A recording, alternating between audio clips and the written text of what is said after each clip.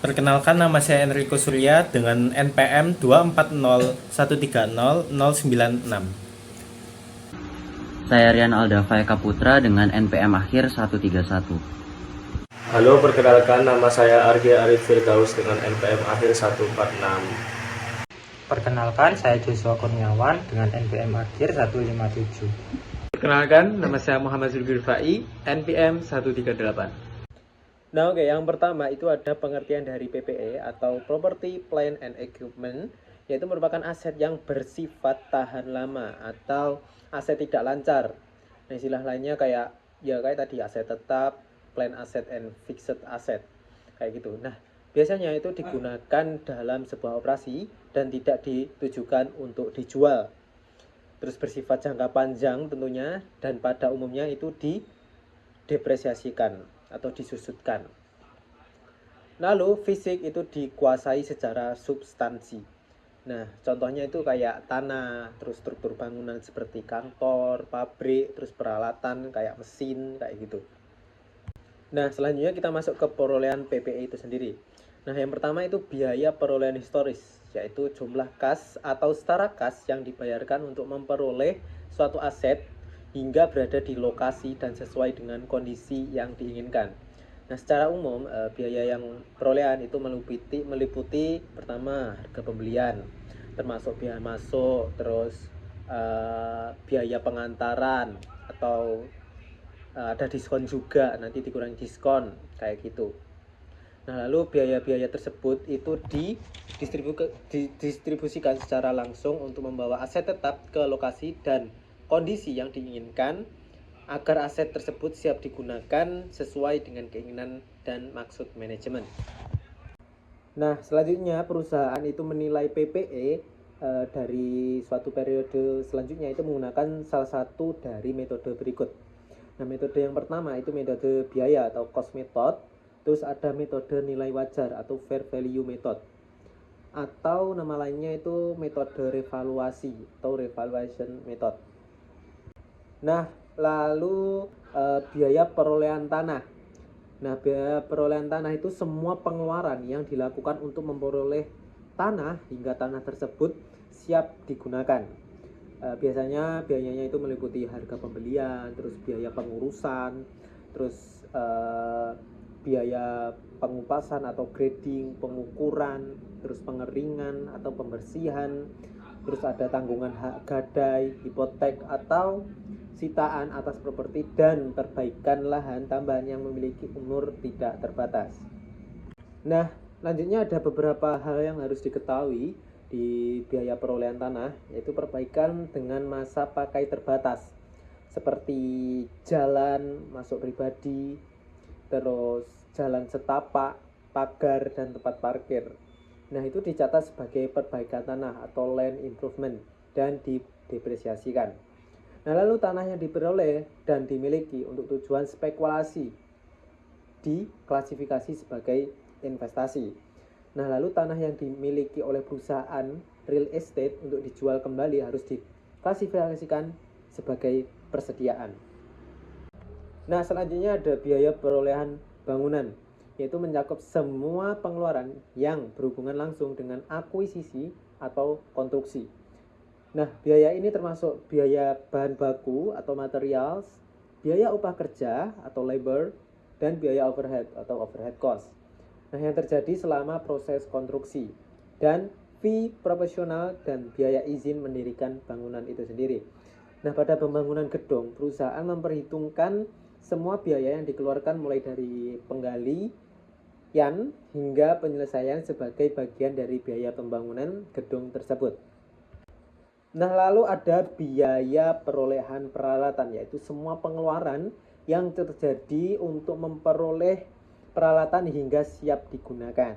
Kayak harga pembelian, terus ongkos angkut, lalu ada asuransi peralatan, biaya khusus pembuatan pondasi apabila diperlukan, terus ada biaya perakitan mungkin atau pemasangan, terus ada biaya pelaksanakan uji coba kayak gitu. Nah, selanjutnya ada aset yang dibangun sendiri atau self construct asset. Nah, biayanya itu meliputi biaya bahan baku langsung, biaya tenaga kerja langsung, dan biaya overhead. Nah, ini yang dapat dihitung dengan dua cara. Biaya overheadnya itu tidak, yang pertama tidak memasukkan biaya tetap atau fixed cost overheadnya itu tidak dimasukkan. Yang kedua itu memasukkan sebagian dari seluruh biaya overhead ke dalam proses konstruksi. Nah, metode kedua ini itu digunakan secara luas oleh banyak perusahaan. Nah, baik, semisal sebuah perusahaan itu membangun konstruksinya atau aset tetapnya itu secara mandiri atau membangun sendirilah intinya. Nah, jika menggunakan biayanya itu dibayar menggunakan utang, pastinya ada bunganya ya. Nah, ada 3 pendekatan yang dimungkinkan untuk memperhitungkan bunga yang dibayarkan dalam pembayaran konstruksi. Yang pertama itu tanpa bunga atau tanpa mengakui bunganya atau tidak mengkapitalisasi bunganya. Nah, yang kedua itu sebagian kapitalisasi biaya bunga aktual yang terjadi selama konstruksi, dan ada kapitalisasi semua biaya bunga. Nah, oke, menurut IFRS itu menetapkan bahwa dilakukan kapitalisasi bunga aktual. Jadi bukan nggak mengakui dan juga tidak mengkapitalisasi semua bunga dari biaya, akan tetapi mengkapitalisasi bunga aktual. Nah, lalu konsistensi dengan biaya historis. Lalu kapitalisasi mempertimbangkan 3 hal, yaitu yang pertama aset telah memenuhi syarat kapitalisasi, terus periode kapitalisasi, dan jumlah untuk kapitalisasi. Nah, lalu yang pertama itu aset kualifikasian. Nah, aset yang memerlukan waktu cukup lama untuk disiapkan hingga siap untuk digunakan atau dijual.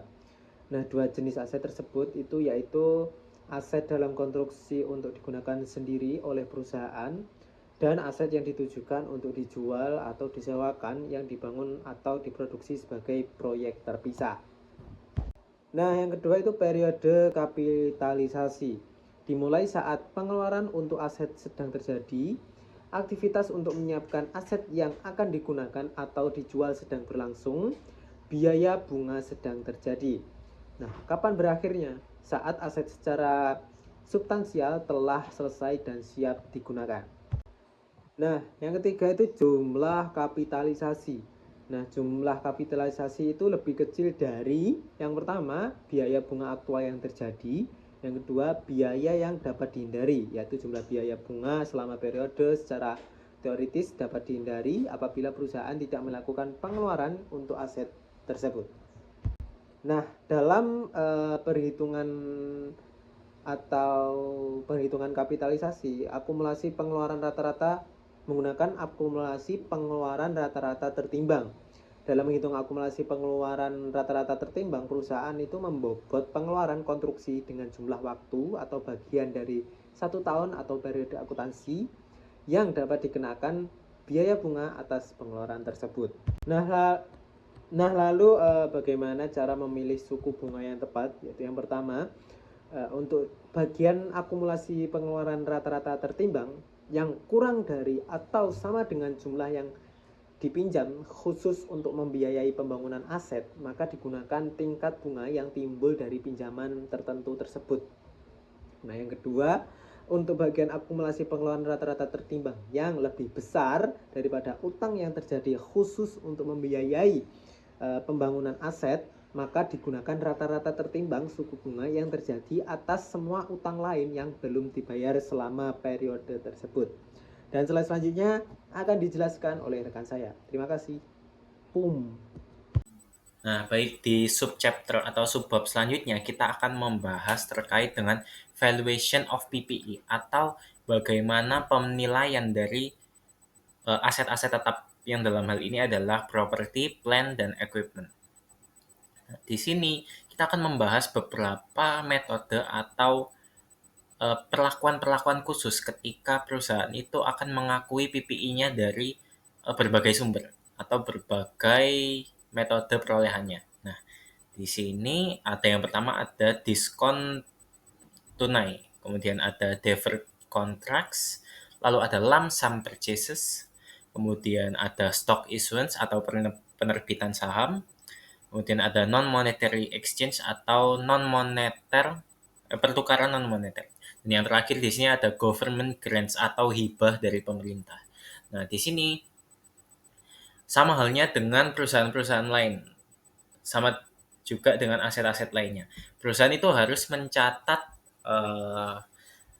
aset tetap sebesar nilai wajar yang diserahkan, yang dalam ini ada at the fair value of the what they give up, kemudian juga berdasarkan nilai wajar aset yang diterima atau at the fair value of the asset received.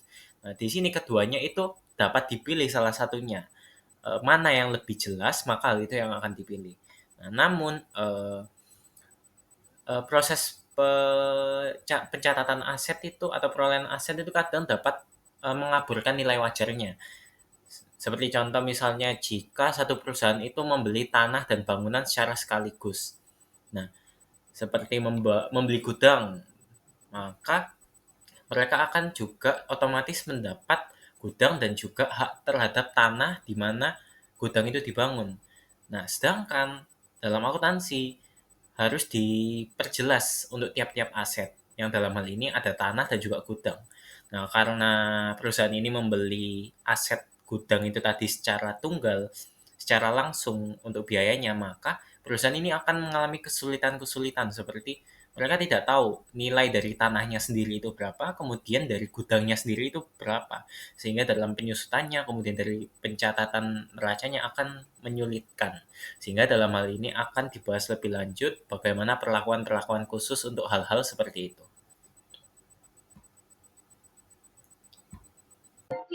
Baik, untuk valuation of property, plant and equipment yang pertama ada cash discount.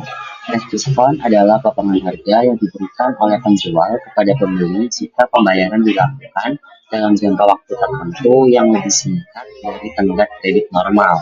Dalam konteks akuntansi, khususnya pada pembelian awal aset tetap atau property, plant and equipment, perlakuan terhadap cash discount sangat penting karena akan mempengaruhi nilai perolehan aset tersebut. Menurut prinsip akuntansi yang berlaku umum, CP dan I dicatat sebesar cost atau harga perolehannya. Harga perolehan ini mencakup semua biaya yang dikeluarkan untuk memperoleh aset hingga siap digunakan, termasuk harga beli, biaya pengangkutan, pemasangan, dan lain-lain. Namun, jika terdapat cash discount, maka perusahaan harus mempertimbangkan apakah potongan tersebut diambil atau tidak diambil. Jika perusahaan mengambil cash discount, maka nilai perolehan ini dicatat setelah dikurangi potongan tersebut. Hal ini dikarenakan valuation discount dianggap sebagai penghematan biaya bukan sebagai cash discount.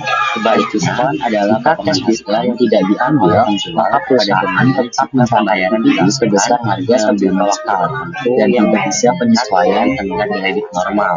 Sebagai contoh, jika sebuah mesin dibeli dengan harga properti plant and equipment dan tersedia cash discount sebesar perlakuan terhadap cash dibayar dalam sangat penting karena akan mempengaruhi jika perusahaan membayar dalam 10 hari, maka harga perolehan yang dicatat adalah lebih dari 8 juta.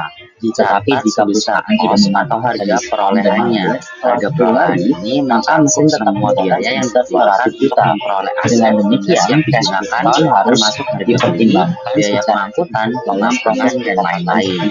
Namun, jika terdapat cash discount, maka perusahaan harus mempertimbangkan apakah potongan tersebut diambil atau tidak diambil. Yang kedua, ada jika perusahaan mengambil cash discount, maka nilai perolehan deferred payment contract dicatat adalah perjanjian pembelian dikurangi mana pembayaran dilakukan secara hal ini biasanya dalam bentuk cicilan dianggap sebagai jangka waktu yang lebih panjang daripada transaksi tunai biasa. Sebaliknya, dalam konteks penilaian aset tidak diambil, maka perusahaan tetap mengklaim NS sebesar harga. Penting untuk memahami bagaimana pencatatan nilai perolehan dilakukan jika pembelian dilakukan melalui kontrak pembayaran tertunda. Dibeli dengan akuntansi, PPI harus dan tercatat sebesar nilai PPI atau present value dari seluruh pembayaran masa depan yang akan dilakukan untuk memperoleh aset tersebut. Ini artinya walaupun pembayaran dilakukan secara cicilan dalam waktu tertentu, nilai yang dicatat bukanlah total nominal balance melainkan nilai tunainya saat ini. Mengapa demikian? Karena adanya unsur bunga atau implicit interest dalam proses kesepakatan selisih antara total pembayaran dan nilai tunai sekarang dianggap sebagai beban bunga yang akan diakui secara berkala selama masa kontrak. Contoh sederhananya, jika sebuah perusahaan membeli peralatan dengan skema cicilan 120 juta dibayar dalam 2 tahun. Tetapi nilai tunai sekarang atau present value dari pembayaran tersebut adalah 100 juta. Maka PPI dicatat sebesar 100 juta yaitu nilai tunainya dan selisih 20 juta dianggap sebagai bunga atau diakui sebagai beban bunga selama 2 tahun sesuai metode amortisasi. Dengan demikian, pencatatan pada deferred payment contract harus memisahkan antara nilai perolehan aset dan komponen bunga agar laporan keuangan mencerminkan kondisi ekonomi yang sebenarnya dari transaksi tersebut. Dan yang ketiga ada lump sum purchase atau biasa disebut pembelian secara gabungan. Adalah situasi di mana perusahaan membeli beberapa aset tetap sekaligus dalam satu transaksi dengan satu harga total. Dalam kasus ini, tantangan utamanya adalah bagaimana membagi harga total tersebut secara wajar ke masing-masing aset yang dibeli. Prinsip akuntansi mengharuskan setiap aset tetap dicatat secara terpisah sesuai dengan nilai wajarnya masing-masing, bukan hanya membagi rata berdasarkan jumlah unit. Pembagian harga total dilakukan dengan menggunakan metode alokasi proporsional berdasarkan nilai wajar relatif atau relative fair value dari masing-masing aset. Contohnya, misalkan sebuah perusahaan membeli tanah dan bangunan dengan total harga 1 miliar.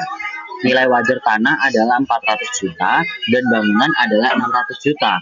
Maka kita hitung proporsi nilai wajar, yaitu tanah sebesar 400 juta dibagi 1 miliar sama dengan 40%. Dan bangunan 600 juta dibagi dengan 1 miliar sama dengan 60%. Kemudian kita alokasikan harga beli, yaitu tanah 40% dikali 1 miliar sama dengan 400 juta dan bangunan 60% kali 1 miliar sama dengan 600 juta.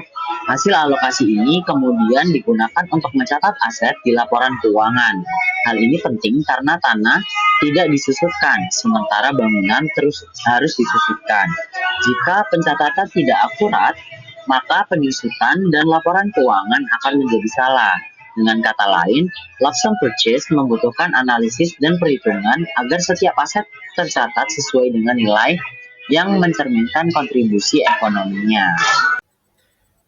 Baik, valuation of PPA selanjutnya adalah tentang stock issuance atau issuance of share atau juga kita kenal sebagai penerbitan saham.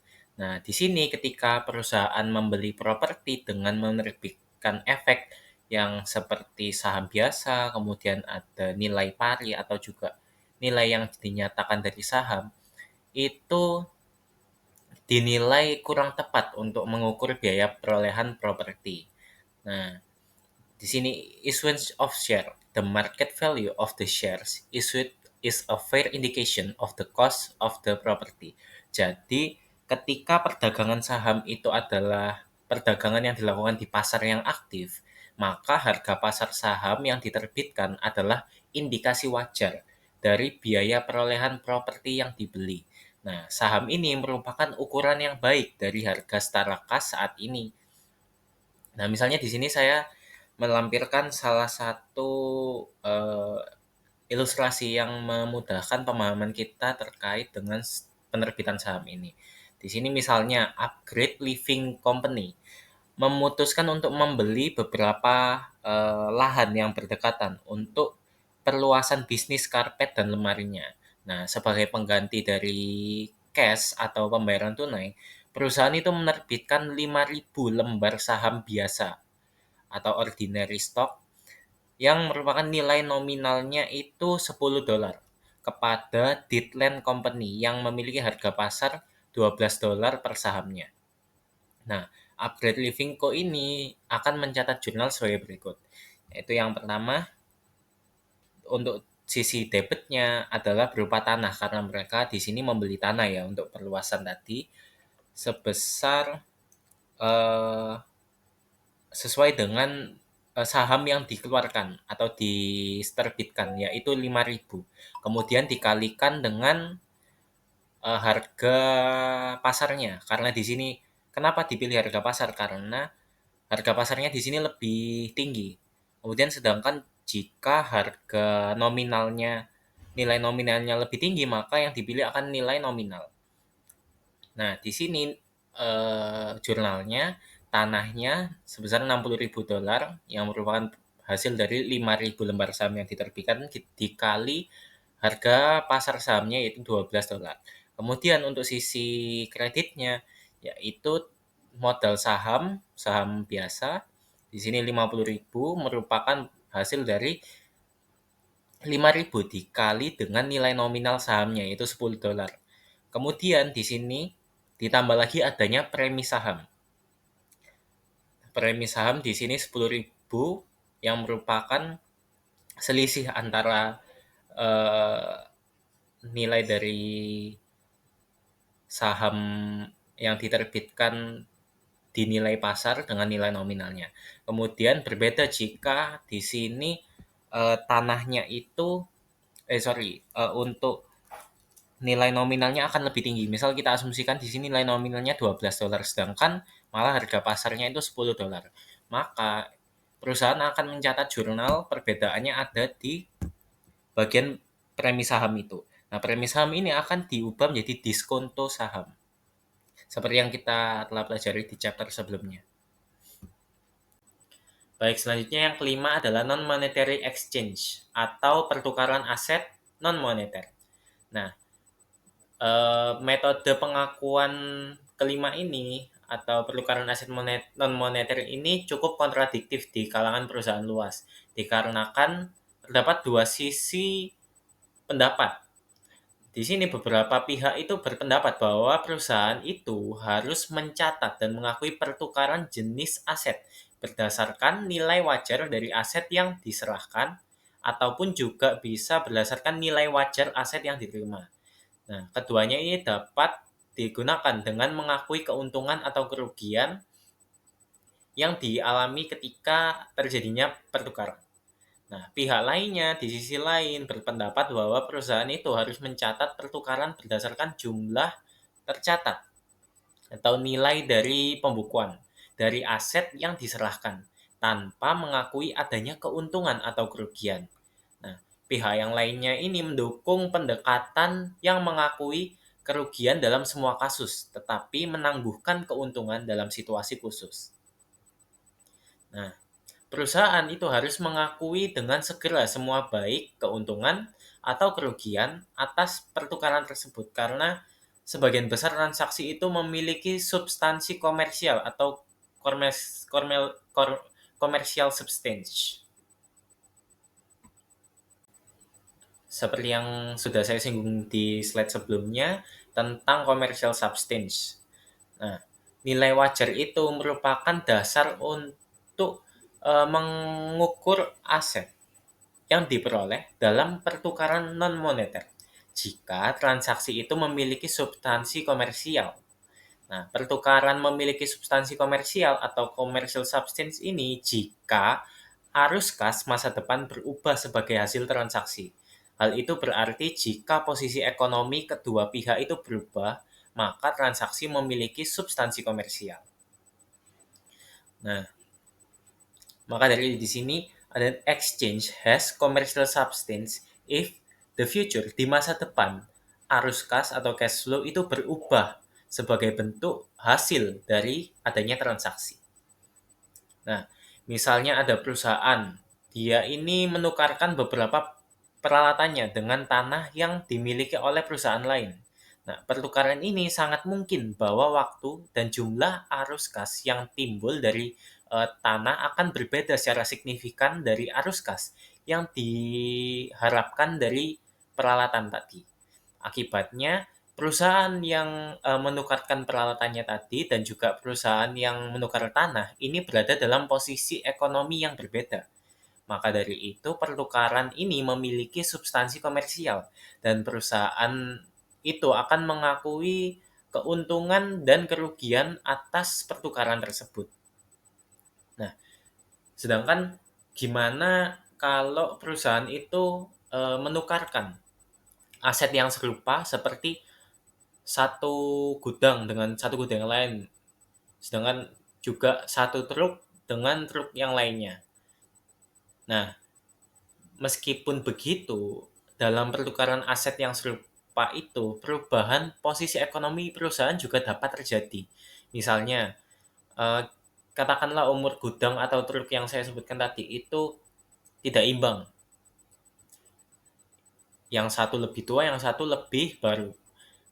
Maka manfaat dari truk atau gudang ini diterima itu lebih lama secara signifikan dibandingkan dengan truk yang diserahkan. Nah, arus kas untuk truk yang dapat berbeda itu dapat berbeda secara signifikan. Hal itu mengakibatkan transaksi itu memiliki substansi komersial atau commercial substance itu tadi.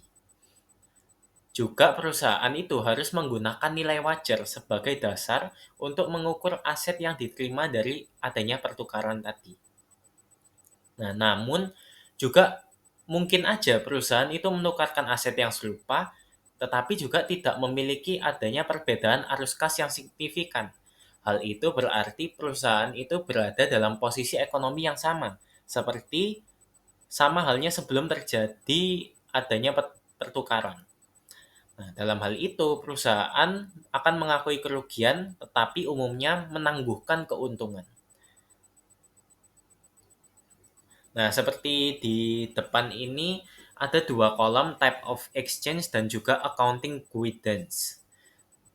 Penggunaan nilai wajar umumnya itu menghasilkan pengakuan keuntungan atau kerugian pada saat pertukaran. Hal itu mengakibatkan perusahaan itu harus menentukan apakah transaksi tersebut itu memiliki commercial substance atau tidak. Nah, untuk menentukan hal itu, perusahaan harus berhati-hati dalam mengevaluasi karakteristik arus kas dari aset yang dipertukarkan. Nah, seperti yang bisa kita lihat di sini, ditunjukkan dalam ilustrasi itu jenis pertukaran atau type of exchange dan juga pedoman akuntansinya. Perusahaan itu mengakui kerugian yang dialami pada semua pertukaran dengan sesegera mungkin.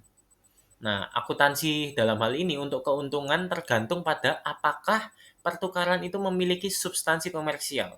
Nah, jika pertukaran memiliki substansi komersial, maka perusahaan akan mengakui keuntungan dengan segera. Namun, jika pertukaran itu tidak memiliki substansi komersial, maka perusahaan itu akan menangguhkan pengakuan keuntungan.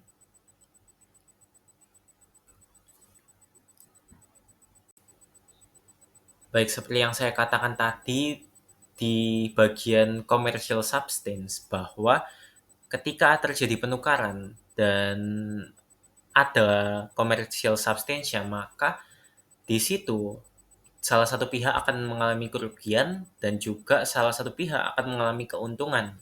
Nah, di sini saya selanjutnya akan menjelaskan bagaimana pencatatan dan juga penjelasan terkait ketika perusahaan tersebut mengalami kerugian ketika melakukan non-monetary exchange ini, kemudian bagaimana ketika dia mengalami keuntungan pada exchange yang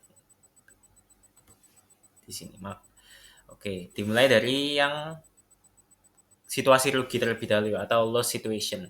Nah, ketika perusahaan itu menukar aset non-moneter dan menghasilkan kerugian, maka perusahaan itu mengakui kerugian dengan segera.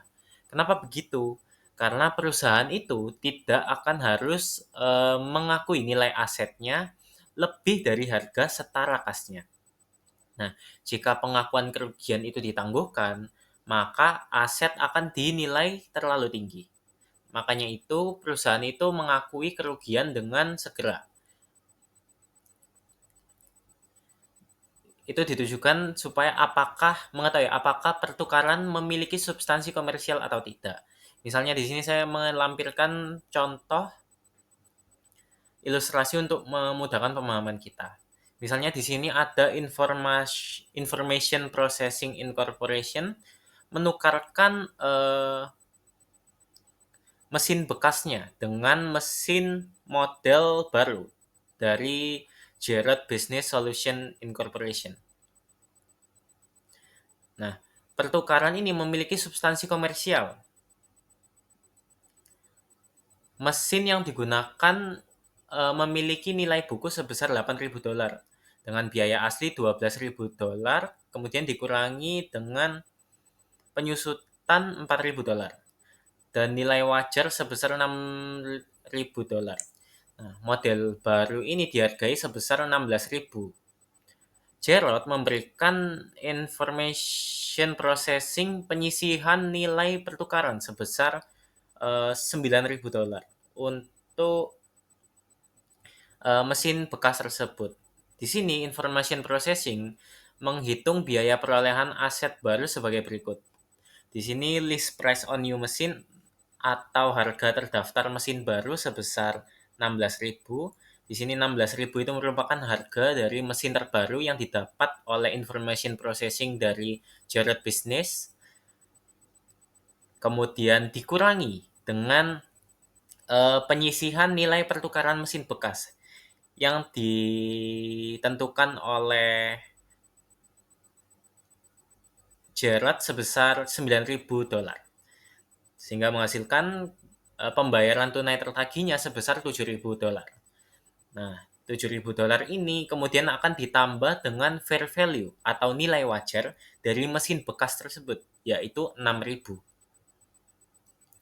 Maka di sini total dari biaya perolehan mesin barunya adalah $13.000. Baik, selanjutnya dari perhitungan biaya perolehan aset baru yang dilakukan information processing memperoleh pencatatan transaksi di jurnal sebagai berikut.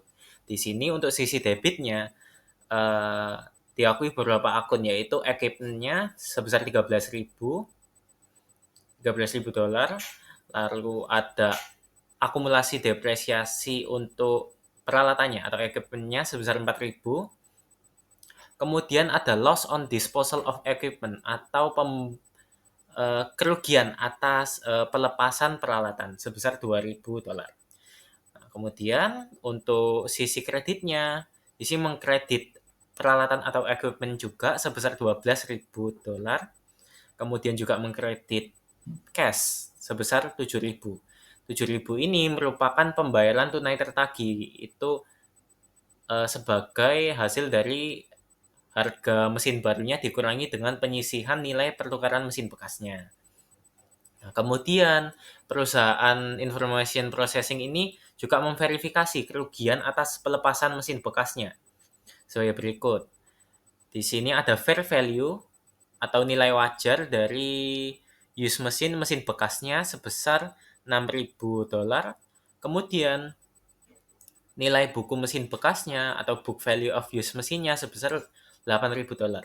Sehingga di sini information processing mencatat kerugian loss atas pelepasan mesin bekasnya, yaitu $2.000 di sini. Baik, selanjutnya tadi kita sudah membahas bagaimana perlakuan, pencatatan, dan juga ilustrasi ketika suatu perusahaan mengalami situasi kerugian dalam proses pertukaran pada aset non-moneternya. Selanjutnya, kita akan mempelajari bagaimana ketika perusahaan itu mengalami keuntungan, situasi untung, ketika dia melakukan pertukaran non-moneternya. Bagaimana perlakuan khususnya, lalu juga bagaimana ilustrasi untuk memahami proses pencatatan ketika ada situasi untung. Di sini, ketika mengalami situasi untung, itu dibedakan lagi menjadi dua. Ketika perusahaan itu, transaksi pertukaran itu memiliki substansi komersial dengan ketika transaksi pertukaran itu tidak memiliki substansi komersial. Nah, ketika memiliki substansi komersial, maka perusahaan itu akan menghasilkan keuntungan tertentu. Nah, dalam kasus seperti itu, perusahaan itu biasanya mencatat biaya perolehan aset non-moneter yang diperoleh dalam pertukaran dengan aset non-moneter yang lainnya dalam pada nilai wajar aset yang diserahkan. Nah, setelah itu perusahaan itu harus sesegera mungkin untuk mengakui keuntungan. Perusahaan harus menggunakan nilai wajar aset yang diterima hanya jika nilai itu lebih jelas terlihat daripada nilai wajar aset yang diserahkan. Nah, untuk mengilustrasikannya, di sini saya melampirkan satu contoh untuk perusahaan Interstate Transportation.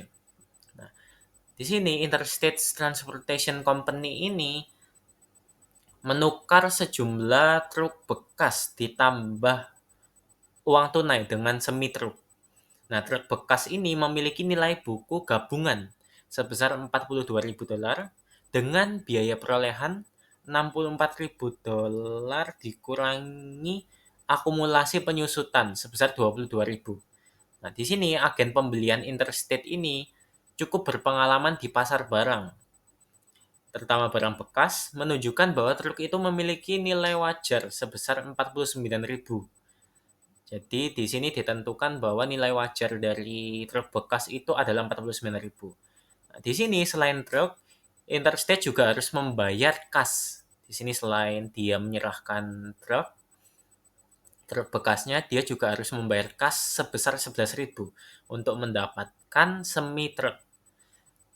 Interstate itu juga menghitung biaya perolehan. Sehingga di sini Interstate itu menghitung biaya perolehannya sebesar fair value of trucks exchange. Jadi di sini nilai wajar truk yang ditukar itu adalah $49.000.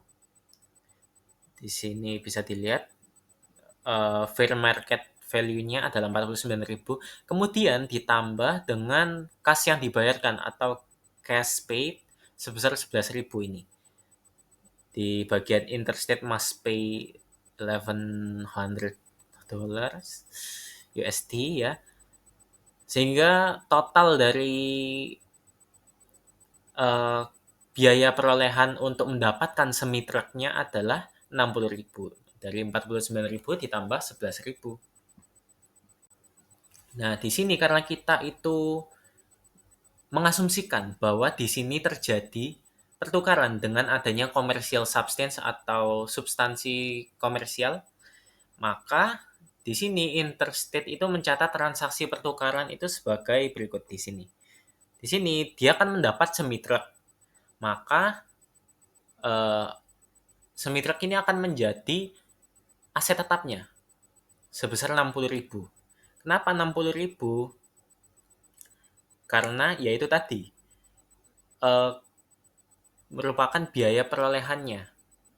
Untuk mendapatkan semi truk kan dia mengorbankan dua hal di sini, yaitu yang pertama dari truk bekasnya yaitu $49.000, kemudian ditambah dengan tambahan uang cash atau uang tunai kasnya sebesar $11.000, sehingga 49 tambah 11 $60.000 di sini.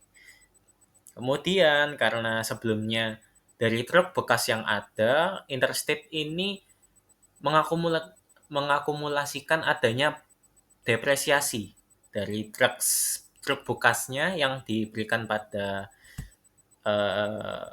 agen pembelian Interstate itu tadi itu $22.000. Jadi di sini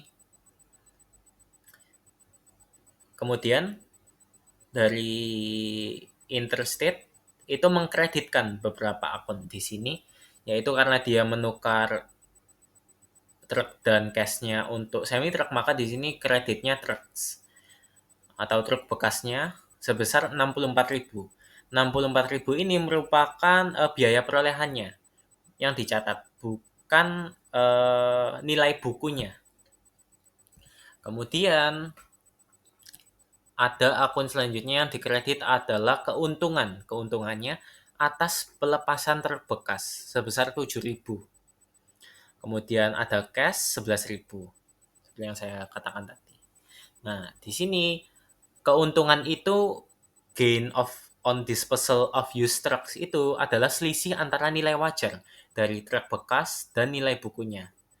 Di sini Interstates memverifikasi perhitungannya. Di sini kita bisa lihat.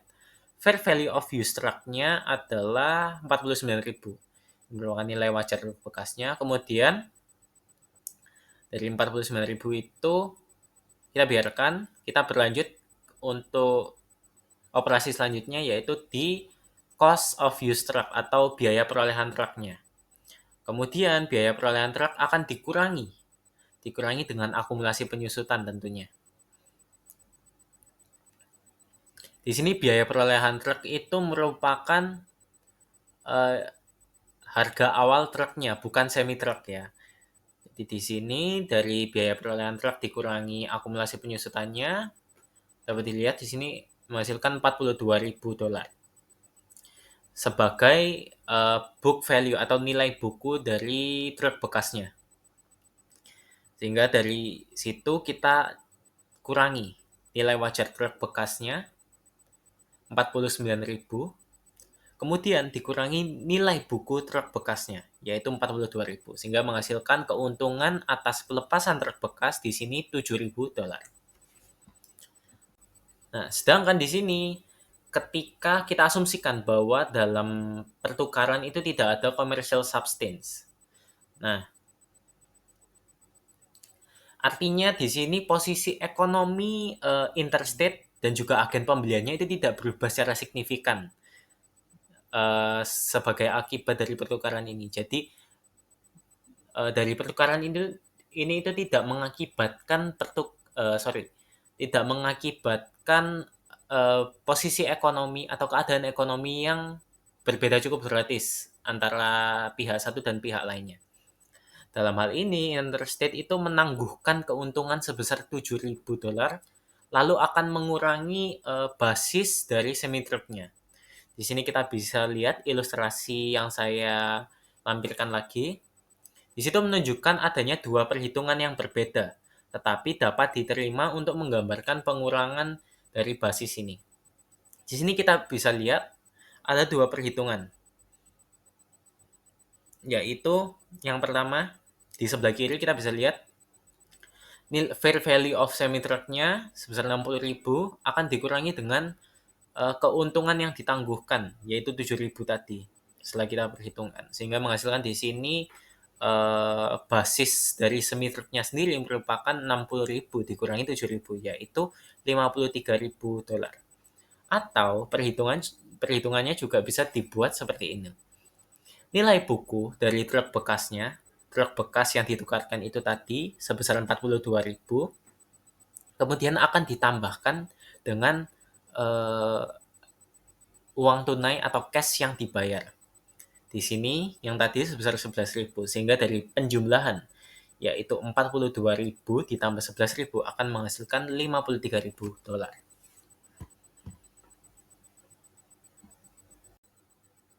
Baik, selanjutnya valuation of PPE yang terakhir adalah government grants atau hibah dari pemerintah. Government grants atau hibah dari pemerintah ini merupakan bantuan yang diterima dari pemerintah dalam bentuk pengalihan sumber daya yang umumnya berupa keuangan kepada perusahaan dengan imbal hasil atau feedback kepatuhan terhadap syarat tertentu baik dari masa lalu ataupun di masa depan yang juga berkaitan dengan aktivitas operasi perusahaan. Nah, contohnya misalnya suatu perusahaan di negara-negara yang berserikat itu menerima hibah pemerintah terkait dengan insentif fiskal yang diberikan oleh beberapa negara bagian di negara serikat itu. Hal itu berdasarkan pada operasi dan investasi perusahaan di negara-negara bagian tersebut. Juga biasanya untuk di negara-negara berkembang, bentuk hibah itu biasanya ditujukan untuk suatu tujuan, yaitu biasanya seperti penelitian, pengembangan, tunjangan, dan juga investasi untuk menjaga keutuhan lingkungan, yaitu seperti mengurangi karbon dioksida atau CO2. Nah, dari contoh itu bisa kita simpulkan dengan kata lain bahwa hibah pemerintah ini seringkali juga berupa beberapa jenis aset, seperti kas, juga aset tetap, lalu juga penggunaan fasilitas yang disediakan sebagai bentuk subsidi untuk perusahaan. Nah, hibah pemerintah itu juga terjadi ketika utang perusahaan itu diampuni atau pinjaman diberikan kepada perusahaan pada suku bunga di bawah suku bunga pasar. Nah, masalah-masalah akuntansi utama yang berkaitan dengan hibah pemerintah ini adalah dalam menentukan metode akuntansi yang tepat itu untuk pengalihan seperti ini pada pembukuan perusahaan dan bagaimana pengalihan tersebut harus disajikan dalam laporan keuangan. Hal itu menjadi tantangan tersendiri bagi akuntan-akuntan yang ada karena hibah ini akan berkaitan langsung dengan pajak biasanya, tapi berbeda perlakuannya dengan government grants. Di sini IFRS itu mensyaratkan hibah itu diakui dalam pendapatan pada khususnya pendekatan pendapatan atau income approach dengan dasar yang sistematis yang sesuai dengan biaya yang terkait yang dimaksudkan untuk mengkompensasi hibah tersebut. Nah, berdasarkan pendekatan akuntansi, ketika perusahaan memperoleh aset seperti aset tetap melalui hibah pemerintah, konsep biaya perolehan yang ketat menyatakan bahwa aset itu harus dinilai nol. Namun, pengalihan dari prinsip biaya perolehan tampak dibenarkan karena satu-satunya biaya yang telah dikeluarkan. Biaya yang telah dikeluarkan ini merupakan biaya hukum dan pengeluaran lainnya yang relatif kecil, bukan merupakan dasar yang wajar untuk mencatat aset yang diperoleh. Nah, sedangkan jika perusahaan tidak mencatat apapun, maka artinya perusahaan itu mengabaikan realitas ekonomi dari kenaikan kekayaan dan aset. Nah, makanya itu sebagian besar perusahaan itu menggunakan nilai aset yang wajar untuk menentukan nilai bukunya. Baik, pada kesempatan kali ini saya akan menjelaskan mengenai cost subsequent to acquisition, yang artinya adalah biaya setelah perolehan. Untuk pengertiannya sendiri adalah biaya yang dikeluarkan setelah aset tetap dimiliki. Biaya ini bisa ditambahkan ke nilai aset jika memenuhi beberapa persyaratan tertentu, misalnya meningkatkan manfaat ekonomi di masa depan. Untuk jenis-jenisnya sendiri terdiri atas beberapa jenis. Yang pertama adalah addition atau penambahan. Penambahan bagian baru ini pada aset tetap, seperti memperluas bangunan. Biaya ini akan ditambahkan pada aset. Selanjutnya adalah improvement and replacement atau perbaikan dan penggantian. Mengganti bagian lama dengan yang lebih baik atau memperbaiki kinerja. Jika meningkatkan manfaat atau umur aset, maka akan dicatat sebagai penambahan nilai aset. Selanjutnya adalah rearrangement and reorganization atau penataan ulang dan restrukturisasi. Nah, mengatur ulang agar penggunaan aset lebih efisien akan dicatat sebagai aset jika manfaat masa depan dapat diukur secara andal atau secara akurat. Yang terakhir adalah repairs atau perbaikan untuk menjaga kondisi aset tetap seperti semula. Dicatat sebagai beban atau expense, bukan penambahan aset. Selanjutnya adalah disposition of PPE, adalah proses ketika sebuah perusahaan menghentikan penggunaan aset tetap, baik karena dijual, ditukar, rusak, ataupun ditinggalkan. Untuk jenis-jenisnya sendiri, yang pertama adalah sell, penjualan. Aset tetap akan dijual ke pihak lain. Untuk selisih antara harga jual dan nilai buku akan dicatat sebagai laba atau rugi. Selanjutnya adalah exchange atau pertukaran. Aset akan ditukar dengan aset lain. Akuntansi ini akan tergantung apakah transaksi mempunyai substansi komersial ataupun tidak. Selanjutnya adalah involuntary conversion atau konversi tak sukarela. Aset hilang atau dimusnahkan karena bencana, kecelakaan, dan lain-lain. Akan diganti dengan klaim asuransi. Setelah itu, selisih nilai buku dan juga penggantian akan dicatat sebagai laba atau rugi. Yang terakhir adalah abandonment atau pengabaian.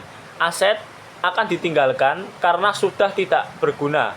Nah, nilai buku aset ini biasanya langsung dicatat sebagai rugi. Untuk slide selanjutnya akan dijelaskan oleh rekan saya. Terima kasih. Selanjutnya saya akan menjelaskan mengenai disposition of PPE atau pengertian disposisi aset tetap. Nah, disposisi PPE ini perusahaan menghentikan penggunaan aset tetap bisa secara sukarela atau terpaksa melalui yang pertama yaitu penjualan atau sell, yaitu aset dijual kepada pihak lain. Yang kedua yaitu pertukaran atau exchange, aset ditukar dengan aset lain. Yang ketiga konversi tidak sukarela atau involuntary conversion, aset hilang atau dimusnahkan karena kebakaran, banjir, dan lain sebagainya. Yang keempat yaitu penelantaran atau abandonment, aset dibiarkan dan tidak digunakan lagi. Penyusutan harus dihitung sampai tanggal disposisi atau tanggal ketika aset tidak lagi dimiliki atau digunakan. Selanjutnya yaitu sale of planned asset atau penjualan aset tetap. Nah, dalam kasus berikut ini, Ottawa Corporation memiliki mesin yang dibeli seharga $20.000. Pada 1 Juli 2007, penyusutan dicatat sebesar 2.400 per tahun sampai 31 Desember 2010. Akumulasi penyusutannya sebesar 8.400. Mesin tersebut dijual pada 1 September 2011 dengan harga 10.500. Nah, untuk pertanyaannya yaitu diminta untuk membuat jurnal. Yang pertama yaitu menghitung dan mencatat penyusutan tahun 2011. Yang kedua, mencatat penjualan mesin tersebut yang akan saya jelaskan pada slide berikutnya. Nah, selanjutnya yaitu jurnal akuntansi penjualan aset. Nah, berdasarkan slide sebelumnya, yang pertama yaitu penyusutan 2011. Penyusutan tahunan sebesar 2.400. 8 bulan sama dengan 8 per 12 dikali 2.400 sama dengan 1.600, yang dimana jurnalnya yaitu beban penyusutan pada akumulasi penyusutan sebesar 1.600. Yang kedua yaitu penjualan aset. Nah, dimana dalam penjualan aset ini kas diterima sebesar 10.500. Akumulasi penyusutan total yaitu 8.400 ditambah 1.600 sama dengan 10.000. Yang ketiga, nilai buku mesin 20.000 dikurangi 10.000 sama dengan 10.000. Karena dijual seharga 10.500, maka keuntungan 500. Untuk jurnalnya yaitu kas akumulasi penyusutan sebesar 10.500 pada mesin sebesar 20.000 dan keuntungan penjualan aset sebesar 500. Selanjutnya yaitu involuntary conversion atau konversi tidak sukarela. Involuntary conversion ini merupakan penghentian atau kehilangan aset tetap secara tidak sukarela karena beberapa peristiwa yang tidak direncanakan atau tidak diinginkan, seperti kebakaran, banjir, pencurian, dan perampasan oleh pemerintah, misalnya karena pembebasan lahan. Nah, bagaimana sih caranya mencatat dalam akuntansi? Perusahaan harus menghitung selisih antara uang yang diterima dengan nilai buku aset. Jika uang yang diterima lebih besar dari nilai buku, maka mengalami keuntungan. Jika lebih kecil, maka mengalami kerugian. Nah, kesimpulannya yaitu konversi tidak sukarela ini tetap dicatat seperti disposisi aset lainnya. Hanya bedanya tidak direncanakan dan uang yang diterima bukan dari penjualan, tetapi dari asuransi atau ganti rugi. Untuk materi selanjutnya akan dijelaskan oleh rekan saya.